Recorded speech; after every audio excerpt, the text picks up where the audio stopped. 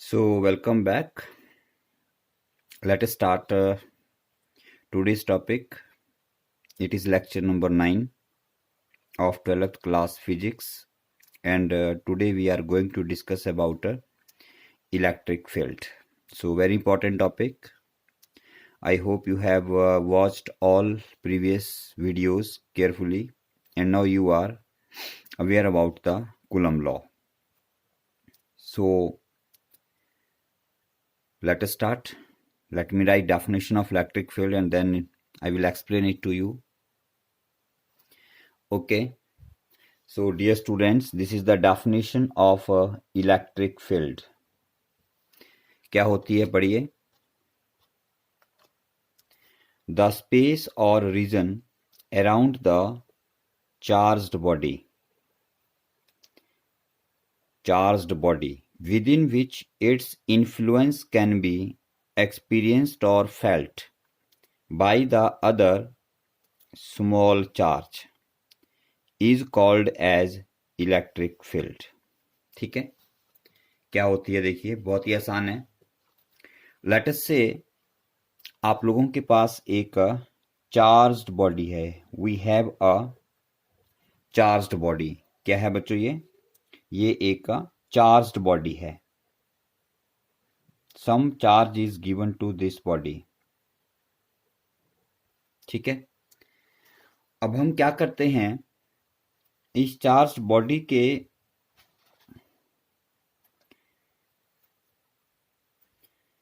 पास कोई एक other small charge रखते हैं. लेट अस से I place it here. I right here the charge Q, very small charge. Q क्या है, एक स्मॉल चार्ज है.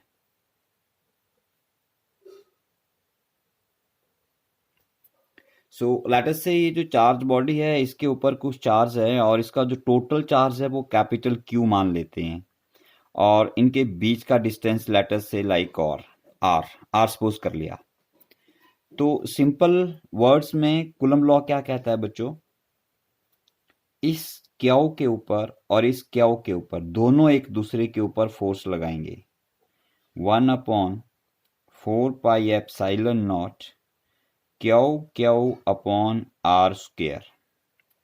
बट यहाँ पर दो बातें बहुत इंपॉर्टेंट हैं कि ये जो चार्ज बॉडी है इसका चार्ज बहुत ज़्यादा है. It's a very heavy charge.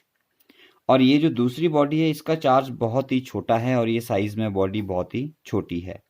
तो जब दोनों इक्वल एंड ऑपोजिट फोर्स लगाएंगे तो इस स्मॉल सॉरी जो स्मॉल चार्ज है इसके ऊपर इसका इफेक्ट ज़्यादा होगा और हम फोर्स इसके ऊपर कैलकुलेट करेंगे. मीन्स ये अपनी पोजीशन से डिस्प्लेस हो जाएगा. आप इसे यहाँ रखते हैं तो इसके ऊपर फोर्स अलोंग द लाइन इस तरफ फोर्स लगेगी. Let me right like this way. ये आपकी फोर्स की डायरेक्शन हो गई. ठीक है, अब देखो हमने क्या देखा यहाँ पर, जो बहुत इंपॉर्टेंट बात है. ये हमारे पास एक चार्ज्ड बॉडी है, इसके पास हमने एक चार्ज रखा, स्मॉल चार्ज Q रखा और उसके ऊपर फोर्स लगी. मतलब इस चार्ज बॉडी ने इस चार्ज को इन्फ्लुएंस किया या स्मॉल चार्ज ने चार्ज्ड बॉडी से फोर्स एक्सपीरियंस की. ठीक है, आ रही बात समझ में? कुछ कुछ डेफिनेशन में आ रहे हैं हम लोग. एक्सपीरियंस, क्या एक्सपीरियंस किया इसने, फोर्स एक्सपीरियंस की. लेकिन होता क्या है, कूलम्ब लॉ को ध्यान से देखें आप लोग बच्चों, तो F inversely proportional to square of distance होता है. इसका मतलब ये होता है कि as distance R will increase, जैसे जैसे R इंक्रीज करेगा फोर्स F विल डिक्रीज. सीधा इनवर्सली लॉ है. इसका मतलब Q जितना आप इसको दूर हटाते जाएंगे उतनी इसके ऊपर जो फोर्स है वो कम होती जाएगी. ठीक है, मान लीजिए यहां जैसे कोई एक पॉइंट आता है जहां पर इसके ऊपर लगने वाली फोर्स 0 हो जाती है. कम होती गई, कोई एक पॉइंट आएगा जहां पर 0 हो जाएगी. मतलब इस चार्ज के ऊपर कोई भी फोर्स ये चार्ज्ड बॉडी नहीं लगा पा रही है. अब इस पॉइंट से थोड़ा सा अंदर आ जाते हैं आप लोग तो फोर्स लग जाती है और इससे बाहर चले गए तो फोर्स नहीं लगती है. इसका मतलब ये हो गया कि ये जो यहां से लेकर बॉडी के सेंटर से हम यहां तक जो अगर इस डिस्टेंस को मान लें, कुछ डिस्टेंस मान लिया हमने कैपिटल R, इस डिस्टेंस के अंदर चार्ज आएगा तो चार्ज फोर्स एक्सपीरियंस करेगा, और इसके बाहर जाएगा तो चार्ज के ऊपर फोर्स नहीं लगेगी। इसका मतलब इसकी एक लिमिट हो गई, इसका एक स्पेस हो गया, रीजन हो गया। स्पेस रीजन की बात हम बाद में करेंगे, ठीक है, क्योंकि जब हमने शुरू में लिखा है स्पेस और रीजन ये अलग बात है। हम पहले ये देख रहे हैं कि इस डिस्टेंस तक फोर्स लग रही है, इसके बाहर फोर्स नहीं लग रही है, मतलब इसके बाहर इसका इफेक्ट खत्म हो गया, ठीक है। अब अगर हम इतना ही डिस्टेंस चार्ज के ऊपर ले लेते हैं यहां तक या यहां तक, तो same thing will be noted all around, कि इतने डिस्टेंस तक चार्ज के ऑल अराउंड चारों ओर ये एक बाउंड्री बन गई, मतलब ये इसकी एक फील्ड बन गई, एक इसका एरिया बन गया, एक इसके चारों ओर ऑल अराउंड रीजन बन गया, जिसमें अगर कोई चार्ज एंटर करेगा या रखा जाएगा तो उसके ऊपर फोर्स लगेगी। मान लो आपने चार्ज यहां पे रख दिया तो force along the line joining होती है तो वो इस डायरेक्शन में लगेगी, मतलब इस पॉइंट पर रखेंगे तो फोर्स लग जाएगी, और यहां पर रखेंगे तो फोर्स नहीं लगेगी क्योंकि इसकी फील्ड से बाहर हो गया। तो बात समझ आ रही है, ठीक है। क्या हुआ, इलेक्ट्रिक फील्ड, ये जो आपका सारा यहाँ पे, ये जो मैंने यहाँ पे रीजन बना दिया, ये सारा रीजन आपका इलेक्ट्रिक फील्ड का बन गया, ठीक है। तो इलेक्ट्रिक फील्ड क्या हो गई, किसी चार्ज्ड बॉडी की इलेक्ट्रिक फील्ड क्या होती है, इलेक्ट्रिक फील्ड चार्ज बॉडी के ऑल अराउंड एक ऐसा स्पेस होता है जिस स्पेस में अगर कोई दूसरा चार्ज रखा जाए, वेरी स्मॉल होना चाहिए, स्मॉल क्यों होना चाहिए पढ़ेंगे उसके बारे में, वेरी स्मॉल चार्ज रखा जाए तो उसके ऊपर फोर्स लगती है, मतलब वो फोर्स एक्सपीरियंस करता है। तो ऐसा रीजन, सच रीजन और space in which other charge experience is a force is called the electric field. अगर कोई चार्ज फील्ड एक्सपीरियंस नहीं करता है तो मतलब क्या हुआ कि वहां पर कोई भी इलेक्ट्रिक फील्ड नहीं है। जैसे मान लीजिए ये मेरे पास अलग अलग दो रीजन आ गए, ये रीजन R1 आ गया और ये रीजन R2 आ गया, बात समझ आ रही है। यहां पे मैंने कोई charge Q, small charge Q रखा और वो डिस्प्लेस हो गया, मान लो कहीं भी चला गया, मान लो इस तरफ चला गया, मूव कर गया ऊपर की तरफ, तो यहां रखा तो भी मूव कर गया। इसका मतलब इस पूरे रीजन में मैं कहीं भी चार्ज को रखूं तो वो मूव करता है किसी डायरेक्शन में, हिलता है अपनी पोजीशन पे, स्टेबल नहीं रहता है। तो हम कहेंगे कि इस रीजन में क्या है, इस रीजन में ये जो रेड कलर में शेड कर रहा हूं, इस रीजन में इलेक्ट्रिक फील्ड एग्जिस्ट करती है। दूसरी ओर अगर मैं ये जो रीजन 2 बनाया है यहां पर, अगर इसमें मैं चार्ज को रख देता हूं कहीं पे और वो वहीं रहता है, उसके ऊपर कोई फोर्स नहीं लगती है किसी भी तरफ, मतलब वो रेस्ट पोजीशन में स्टेबल रहता है, तो उसका मतलब ये जो मैंने यहाँ पे एक रीजन बना दिया, इस रीजन में आप बोल सकते हो उसकी जो इलेक्ट्रिक फील्ड क्या है, ये वहां पर 0 है, मतलब यहां पर इलेक्ट्रिक फील्ड नहीं है, ठीक है। तो अगर हमें किसी जगह पर, किसी स्पेस में, किसी रीजन पे पता लगाना हो कि वहां पर इलेक्ट्रिक फील्ड एग्जिस्ट करती है या नहीं करती है, तो हम लोग एक स्मॉल चार्ज लेते हैं और वहां पर रख देते हैं। क्या करते हैं, स्मॉल चार्ज लेते हैं और उसको वहां पे रख देते हैं। अगर वो चार्ज वहां से डिस्प्लेस हो जाता है, हिल जाता है, चल जाता है, किसी तरफ मूव कर जाता है, मतलब उसके ऊपर फोर्स लगी, फोर्स लगी तो हम क्या बोलेंगे, वहां पर इलेक्ट्रिक फील्ड है। और अगर चार्ज स्टेबल रहता है तो हम कहेंगे वहां पर इलेक्ट्रिक फील्ड नहीं है, ठीक है। अब हम यहां पर इन चार्ज बॉडी और स्मॉल चार्ज को दो नई टर्म देंगे जो हम पहले भी पढ़ चुके हैं और शायद आपको थोड़ी थोड़ी याद भी होगी। ये जो चार्ज्ड बॉडी होती है बच्चों, इसे हम लोग सोर्स चार्ज कहते हैं। क्या कहते हैं, सोर्स चार्ज। सोर्स चार्ज कहने का मतलब ये आपका सोर्स ऑफ इलेक्ट्रिक फील्ड है। आ रही बात समझ में, ये आपका सोर्स ऑफ इलेक्ट्रिक फील्ड है, ठीक है। और जो स्मॉल चार्ज आप इलेक्ट्रिक फील्ड का पता लगाने के लिए लेते हो उसे आप लोग क्या कहते हैं, पढ़ो जरा क्या लिखा मैंने, हाँ क्या कहते हैं उसे, टेस्ट चार्ज कहते हैं बच्चों। क्या कहते हैं, टेस्ट चार्ज। ये जो टेस्ट चार्ज होता है ना, ये सोर्स चार्ज से बहुत ही छोटा होता है, कंडीशन याद रख लो, test charge is very small than the source charge। क्यों स्मॉल होना चाहिए?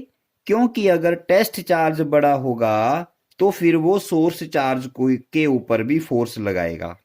अट्रैक्टिव या रिपल्सिव कुछ भी हो सकती है। दूसरी बात, टेस्ट चार्ज बड़ा होगा तो उसकी अपनी फील्ड भी होगी जो इसकी फील्ड को सोर्स चार्ज की फील्ड के साथ इंटरेक्ट करेगी, तो हम एक्चुअल में सोर्स चार्ज की इलेक्ट्रिक फील्ड फाइंड आउट नहीं कर पाएंगे। इसलिए टेस्ट चार्ज हमेशा क्या होना चाहिए? Very small, that is of negligible size and negligible charge का होना चाहिए, सो दैट कि उसकी अपनी फील्ड जो है वो सोर्स चार्ज के कंपैरिजन में बहुत ही कम हो। ठीक है, तो सोर्स चार्ज को आप कैपिटल क्यू से या सिंपली क्यू से Q1 Q2 वगैरह से डिनोट करते हैं, और टेस्ट चार्ज हमेशा Q0 से डिनोट किया जाता है, Q0 लिखा जाता है। कूलम लॉ में मैं समझा चुका हूं आपको।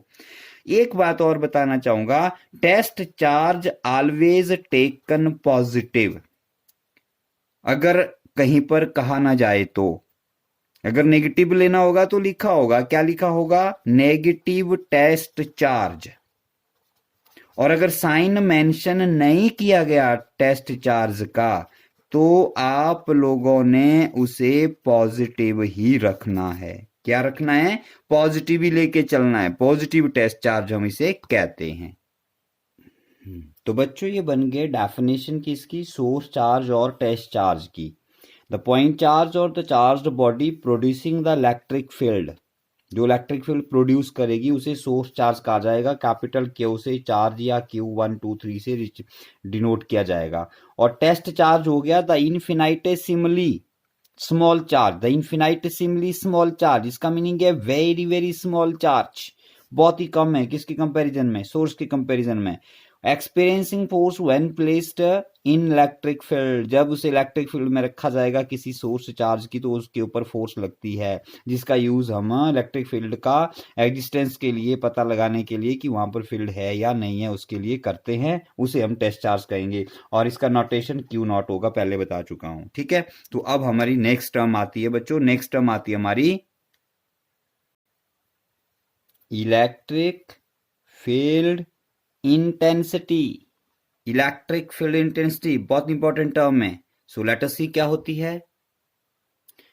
तो बच्चों ये रही डेफिनेशन, बहुत ही आसान है, अभी नहीं पढ़ना डेफिनेशन को, बाद में पढ़ेंगे, खुद लर्न हो जाएगी। देखिए क्या होती है।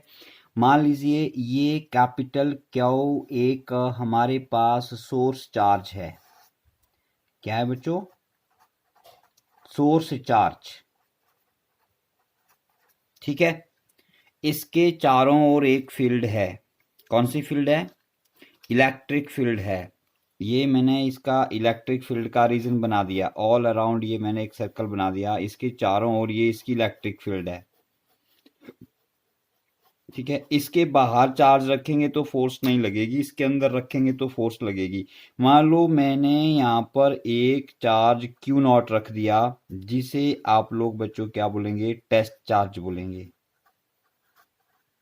क्या बोलेंगे? Test charge. ठीक है, इनके बीच में कुछ डिस्टेंस है, हमें नहीं लेना कुछ भी उस डिस्टेंस का अभी। तो इसके ऊपर क्या लगेगी बच्चों? एक इसके ऊपर फोर्स लगेगी। ये देखो ये पॉजिटिव है, टेस्ट चार्ज भी पॉजिटिव है। मैंने कहा जब तक बोलेंगे नहीं इसको पॉजिटिव लिया जाएगा। तो ये भी पॉजिटिव है, इसके ऊपर फोर्स लगेगी इस डायरेक्शन में, और ये मैंने लिख दिया इसका F वेक्टर डायरेक्शन। ठीक हो गया, F वेक्टर डायरेक्शन हो गया। यहाँ पर मैं आपको एक क्वेश्चन दूंगा, आप लोग खुद उसे देखेंगे। मैं यहाँ पे फोर्स की 3 डायरेक्शन बना रहा हूँ, एक ये बना रहा हूं और एक ये बना रहा हूं। ये मेरी फोर्स F1 वेक्टर है और ये मेरी फोर्स F2 वेक्टर है। तो ना तो F1 लगेगी ना ही F2 लगेगी, फोर्स F वेक्टर लगेगी इस डायरेक्शन में। तो ये आपने मुझे बताना है कि ये फोर्स क्यों लगेगी। ठीक है, तो ये आप लोगों के लिए यहाँ पे क्वेश्चन है। तो अब हमने क्या किया, देखो ये source charge Q, test charge Q0 और इसके ऊपर फोर्स F लगी। तो इस पॉइंट के ऊपर मान लो, इस पॉइंट को P मान लिया, आप लोगों ने लिख लिया। तो इस पॉइंट P के ऊपर फोर्स F लगी, तो हम क्या लिखेंगे? जितनी इसके ऊपर फोर्स लगी उस फोर्स को मैग्नीट्यूड में लिखा मैंने, उसी टेस्ट चार्ज से डिवाइड कर दिया। क्या किया, force experienced by the charge divided by the charge, very simple. और क्या पढ़ेंगे, आप पढ़ेंगे force experienced per unit test charge. क्या पढ़ेंगे इसे, force experienced per unit test charge. तो बच्चों ये जो नई क्वांटिटी मिली ना यहाँ पर आप लोगों को, force divide by charge test charge, ये कुछ भी नहीं है, ये इलेक्ट्रिक फील्ड इंटेंसिटी ई है, जो ये हम ऊपर पढ़ रहे थे। इलेक्ट्रिक फील्ड इंटेंसिटी और नोट किया जाता है, डिनोट किया जाता है इसको ई से। वेक्टर क्वांटिटी है तो इसको ई वेक्टर भी लिख दिया जाएगा, ये वेक्टर में आ जाएगा और ये इसका मैग्नीट्यूड आ जाएगा। ठीक है, तो अब डेफिनेशन पढ़ लो। देखो इसके साथ मिला के पढ़नी डेफिनेशन आप लोगों ने। क्या definition, electric field intensity at any point, किसी भी पॉइंट पर जहां निकालनी आप लोगों को, due to some source charge, इसके कारण, is defined as force per unit. कैसे डिफाइन होती है, force per unit positive test charge, बहुत आसान है, force per unit positive test charge, उसे कहते हैं इलेक्ट्रिक फील्ड इंटेंसिटी। क्या कहते हैं उसे बच्चों, इलेक्ट्रिक फील्ड इंटेंसिटी कहते हैं उसको। ठीक है, आई बात समझ में, बहुत इजी है। मान लीजिए आप इस पॉइंट के ऊपर फोर्स निकाल, इस पॉइंट के ऊपर फील्ड इंटेंसिटी निकालना चाहते हैं, ये मेरे पास कोई और पॉइंट आ गया एस, यहाँ पे इंटेंसिटी निकालनी है। क्या करेंगे हम, यहाँ पर टेस्ट चार्ज क्यू नॉट रख देंगे, यहाँ पे टेस्ट चार्ज क्यू नॉट रख दिया, इसके ऊपर यहाँ पर कोई भी फोर्स नहीं लगेगी। सोचो क्यों नहीं लगेगी, सोचो शाबाश, सोचो जल्दी, वीडियो पॉज करके सोचो, जब समझ आ जाए तो वीडियो प्ले करना और फिर आंसर यहाँ पे देखना। ठीक है, ओके, लग गया पता, नहीं लगा, लग गया, जिनको लग गया अच्छी बात है, जिनको नहीं लगा क्यों, फोर्स जीरो क्यों होगी, क्योंकि ये सोर्स चार्ज की इलेक्ट्रिक फील्ड से बाहर हो गया है। ये पॉइंट एस फील्ड मैंने पहले कहा था, ये रेड रेड पेन से मैंने बनाई थी, ये इसकी फील्ड है। फील्ड के बाहर चार्ज जाएगा तो फोर्स नहीं लगेगी। और अगर आप यहां पर इलेक्ट्रिक फील्ड ई का formula F upon q not करें तो 0/Q0 इज इक्वल टू 0 हो गई।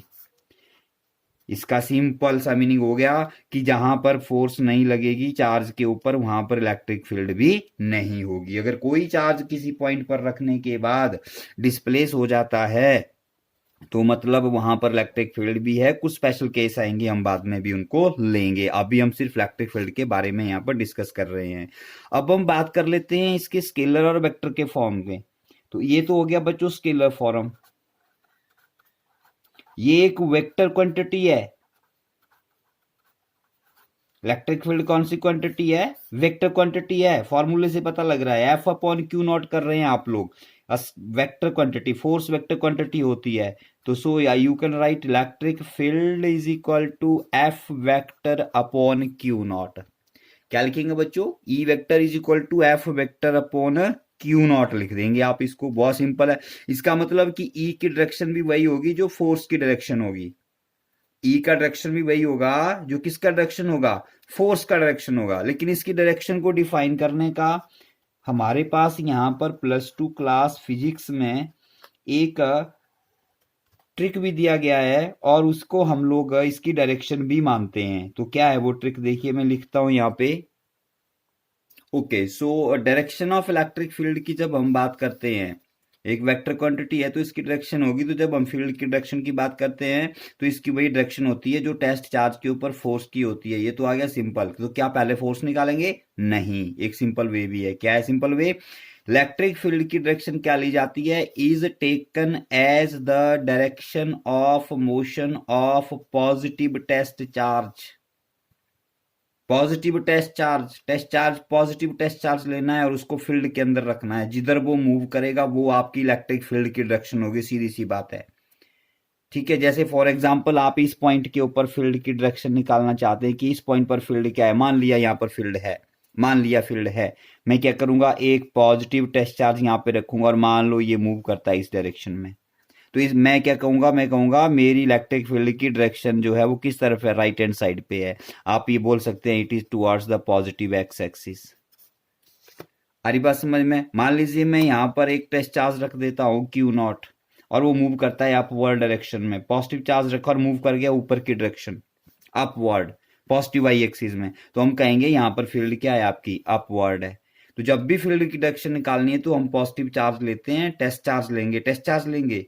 चार्ज नहीं, टेस्ट चार्ज मतलब वेरी स्मॉल चार्ज, ठीक है, उसे वहां पे रखेंगे, जिस तरफ वो मूव करेगा वो आपकी इलेक्ट्रिक फील्ड की डायरेक्शन होगी, ठीक है। तो फील्ड इंटेंसिटी और इलेक्ट्रिक फील्ड क्लियर हो गया, ठीक है। फील्ड इंटेंसिटी निकालनी है तो फोर्स डिवाइड बाई क्या करेंगे, चार्ज से कर देंगे, एक तरह से ये आपको स्ट्रेंथ देगी, वहां पर जितनी ज्यादा फोर्स लगेगी उतनी ज्यादा वहां पे क्या होगी, आपकी इंटेंसिटी होगी मतलब चार्ज उतनी ज्यादा वेलोसिटी के साथ वहां से मूव करेगा, उसके ऊपर फोर्स उतनी ज्यादा लगेगी।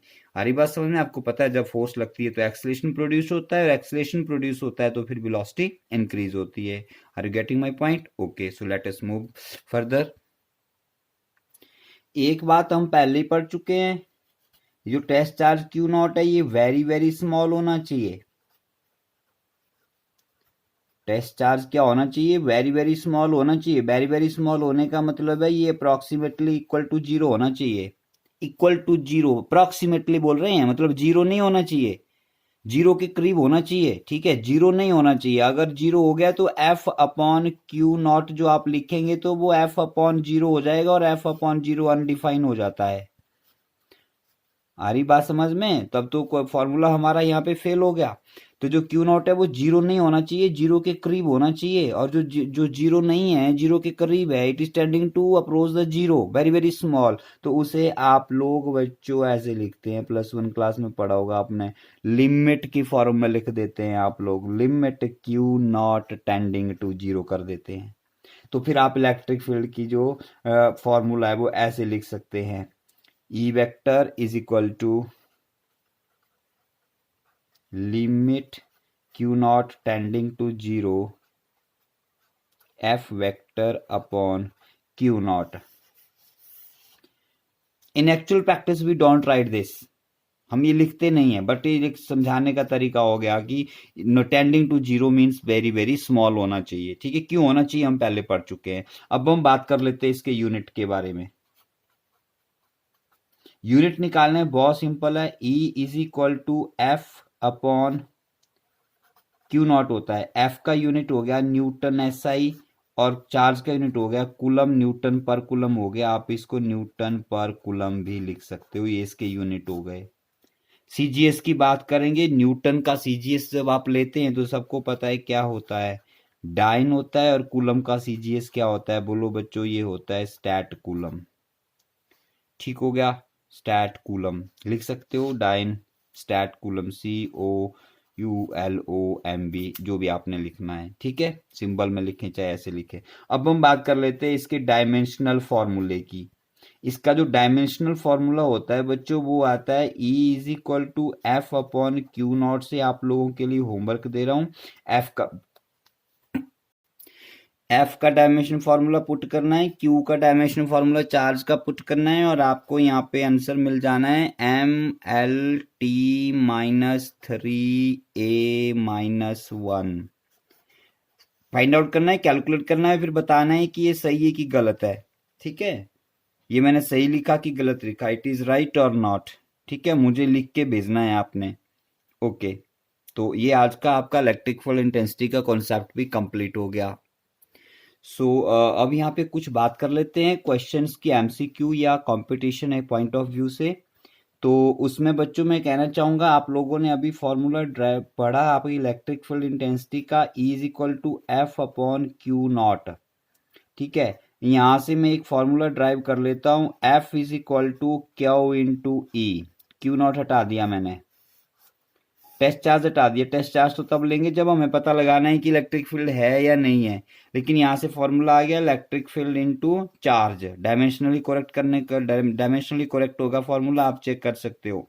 अब ये फॉर्मूला हमें क्या देता है, ये फॉर्मूला हमें देगा force acting on charge Q placed in external electric field, very important। जब हम किसी एक्सटर्नल इलेक्ट्रिक फील्ड, एक्सटर्नल मतलब किसी बाहरी सोर्स के द्वारा इलेक्ट्रिक फील्ड है कहीं पर, हमारे पास कोई रीजन है, एक स्पेस है यहाँ पर ये, और इस स्पेस में हमारे पास इलेक्ट्रिक फील्ड है बच्चों, we have electric field in this region, कहाँ से आई कैसे आई वी डोंट नो, इसे हम एक्सटर्नल फील्ड कहेंगे, बाहर से लगा दी हमने कहीं से, कैसे लगाई हमें नहीं पता, हमने यहाँ पर एक चार्ज क्यू रख दिया, हमें ठीक है, हमें पता लगाना है इसके ऊपर फोर्स कितनी लगेगी, तो उसके लिए हमें यहाँ पर कितनी इलेक्ट्रिक फील्ड है उसका पता होना चाहिए। जब आपको किसी रीजन की इलेक्ट्रिक फील्ड का पता है, उसमें चार्ज कितना रखा उसका अमाउंट पता है, तो वहां से आप चार्ज के ऊपर लगने वाली फोर्स को कैलकुलेट कर सकते हो। Point number 1।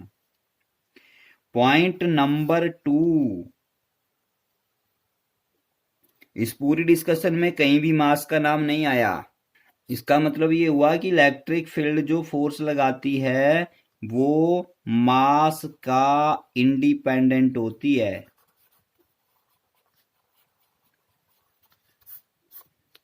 मतलब चार्ज के ऊपर लगने वाली फोर्स मास पर डिपेंड नहीं करती है। बॉडी हल्की होगी चाहे भारी होगी, फोर्स बराबर लगेगी। हल्की और भारी जो है वो डिसाइड करेगा एक्सिलरेशन। आ रही बात समझ में? वो फोर्स को कम ज्यादा नहीं करेगी, फोर्स उतनी ही लगेगी। Are you getting my point? समझ आ रहा है आपको? अच्छे सब इस पॉइंट को अच्छे से समझो कि चार्ज्ड बॉडी का मास कितना है वो इलेक्ट्रिक फोर्स को कम नहीं करेगा ना ही ज्यादा करेगा, फोर्स उतनी ही लगेगी। वो हल्की बॉडी पर भी उतनी लगेगी और हैवी बॉडी पर भी उतनी ही लगेगी। ठीक है। दूसरी बात, हम यहां पर एक चीज और करते हैं, वेक्टर फॉर्म में आप लिख देते हो force F vector is equal to q E vector. ध्यान से समझो, इफ क्यू इज पॉजिटिव, अगर चार्ज पॉजिटिव है तो F vector plus q E vector आएगा। बोलने का मतलब चार्ज के ऊपर जो फोर्स लग रही है उसकी डायरेक्शन और ई वेक्टर की डायरेक्शन सेम है बच्चों। मतलब जिधर इलेक्ट्रिक फील्ड होगी उसी तरफ आपका चार्ज भी मूव करेगा। ठीक है, बहुत इंपॉर्टेंट पॉइंट है। दूसरा पॉइंट मैं यहां लिख रहा हूं, ये देखो, if Q is negative, charge negative है, तो आपकी जो फोर्स एफ वेक्टर है वो माइनस क्यू ई वेक्टर हो गई। यहाँ पे ये माइनस साइन क्या दिखा रहा है बच्चों? ये माइनस साइन दिखा रहा है फोर्स की डायरेक्शन ई के ऑपोजिट है। वेक्टर लगे दोनों साइड, इक्वेशन के दो साइड वेक्टर हो और बीच में माइनस हो, तो उसका मतलब उनकी डायरेक्शन क्या होती है? ऑपोजिट होती है। वो नेगेटिव वेक्टर होते हैं, +1 में पढ़ा है। और ये भी शायद याद आ गया होगा, इक्वल के दोनों साइड दो वेक्टर हैं, प्लस साइन लगा हुआ है, मतलब वो दोनों इक्वल वेक्टर हैं। और अगर माइनस के साथ इक्वल लगा हुआ है दो वेक्टर क्वांटिटी में, तो इसका मतलब वो क्या है? आपके नेगेटिव वेक्टर है। नेगेटिव वेक्टर मतलब डायरेक्शन ऑपोजिट होगी। मतलब अगर नेगेटिव चार्ज जो है वो इलेक्ट्रिक फील्ड के ऑपोजिट फोर्स एक्सपीरियंस करेगा। इसका मतलब मान लीजिए मैंने यहाँ पर ये एक इलेक्ट्रिक फील्ड बना दी। ये इलेक्ट्रिक फील्ड डिनोट करने का तरीका होता है, नेक्स्ट वीडियो में हम पूरा डिटेल में पढ़ेंगे। किसी एरिया में, किसी रीजन में, किसी स्पेस में इलेक्ट्रिक फील्ड है तो उन्हें हम लोग इस तरह से एरो लगा के बनाते हैं। नेक्स्ट वीडियो में हम पूरा करेंगे। ये एरो भी अलग अलग तरह के भी लगते हैं, लेकिन अभी मान लिया हमने कि this is the direction of electric field. ये मेरी इलेक्ट्रिक फील्ड यहाँ पे एग्जिस्ट कर रही है। यहाँ पे मैंने एक प्लस क्यू चार्ज रखा तो उसके ऊपर फोर्स लगेगी फील्ड की डायरेक्शन में यहां से। अगर मैंने इसी रीजन में यहां पर एक माइनस क्यू चार्ज रखा तो उस पर फोर्स लगेगी इलेक्ट्रिक फील्ड के ऑपोजिट। ये लास्ट के 2 पॉइंट बहुत इंपॉर्टेंट है बेटा। इलेक्ट्रिक फील्ड में पॉजिटिव चार्ज रखा जाए तो फील्ड की डायरेक्शन में मूव करेगा, और अगर इलेक्ट्रिक फील्ड में नेगेटिव चार्ज रखा जाए तो फील्ड की डायरेक्शन के ऑपोजिट मूव करेगा, अगर वो फोर्स उसको मूव करने के लिए काफी है तो। हरी बात समझ में? Getting my point? Okay, so that's all for the day. तो जो आज कुछ क्वेश्चन दिए उनको करेंगे, नेक्स्ट में हम लोग इसका कुछ और पढ़ेंगे। Okay, thank you, till then bye bye, take care.